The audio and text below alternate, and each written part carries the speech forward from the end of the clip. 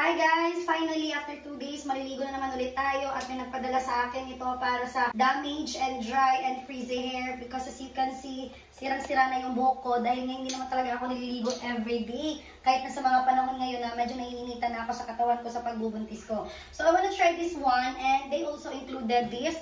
Alam na lang talaga nilang marami akong dandruff. So I'll be needing this one at i-assist ako ni Hubby para naman very, ang lambot. Sige, you help me, Bobby. Let's take a shower and open. Can you hold this one first? It really smells good. Ang bango. Ano mo gusto? Inom mo na yung bungo mo. Ang dami. Ang bango. Amoy pang lalaki yung gel. At parang mas napinapil ko yung amoy pang lalaki ngayon. Baby boy na ba to? Bango.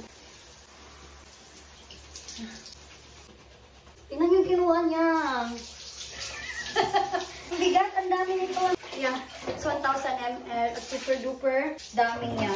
Uy, thank you sa nagpadala at sa concern dahil sa dandruff ko. Hindi ko talaga ikakahiya to. Hindi naman talaga siya maalis-alis. Kahit nung hindi ako buntis, meron talaga akong dandruff. Pero mas naggrabe nung nabuntis ako. Umabot dito sa brows, tapos ilong. Hindi ko na alam. Anyways, I need to finish packing so Bobby can proceed as well because he will take a bath also. I'm good.